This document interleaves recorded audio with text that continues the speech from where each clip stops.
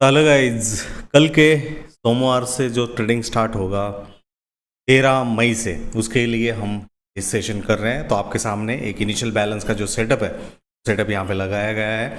और यदि हम शुक्रवार की प्राइस एक्शन की बात करें तो उस प्राइस एक्शन के हिसाब से मल्टीपल टाइम्स प्राइस को एक सपोर्ट जो है लगभग 43,400 और लेवल के आसपास जो बनता हुआ दिखा है। अब कल के दिन में बहुत ही इंपॉर्टेंट तरीके से 47,600 जहाँ पे एक लोअर हाई वाला सेक्शन है, और उसके ऊपर यदि हम बात करें तो 47,800 वाला सेक्शन बहुत ही इंपॉर्टेंट रोल प्ले करता हुआ हमें दिखा। कल के दिन में यदि हम गैप अप इस जोन के आसपास होते हैं और उसके बाद एक bearish type of signal selection हमें देखने को मिलता है, देन वहाँ से आपको एक अच्छी खासी जो है डाउन साइड मूव जो है वो देखने को मिलता है।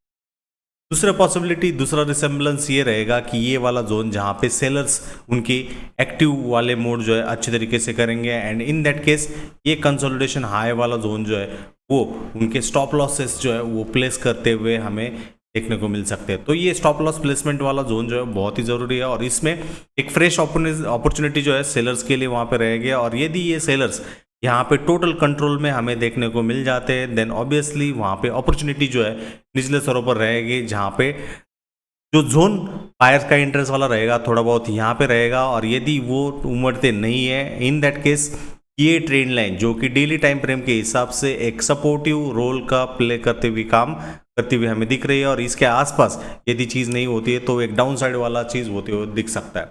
दूसरी बात यदि हम कंसिडर करें, यदि मार्केट को ऊपर जाना होगा तो उल्टे तरीके से मैं सोचूंगा कि यहाँ पे सीधा गैप डाउन खुलने के बाद जो है मार्केट का पॉसिबिलिटी फर्कलम रहेगा कि इसको रिट्रेस कर जाए, उसके बाद थोड़ा बहुत कंसोलिडेट कर जाए, एंड उसके बाद ये जो एसएल साइड या सेल साइड जो लिक्विडिटी है, इस सेल साइड लिक्विडिटी को ग्रैब करने के लिए एक वन साइड वाला चीज़ रहेगा, जहाँ पे ऊपरी स्तरों पर लगभग 48,200 तक एक वन साइडेड मूव जो है वो होती हुई दिख सकेगी, जहाँ पे in case of gap down.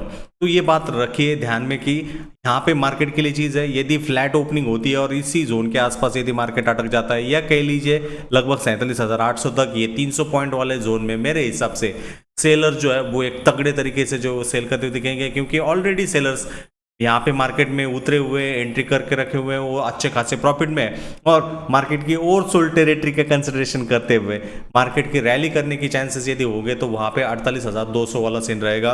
But subjected to चीज़ें रखनी चाहिए। यदि हायर टाइम फ्रेम के एनालिसिस के हिसाब से चीज़ें हम यहाँ पे अंडरस्टैंड करते हैं तो 3 टाइम फ्रेम का हिसाब हमें यहाँ पे अच्छे तरीके से ध्यान देना है। Let me show you that SIM.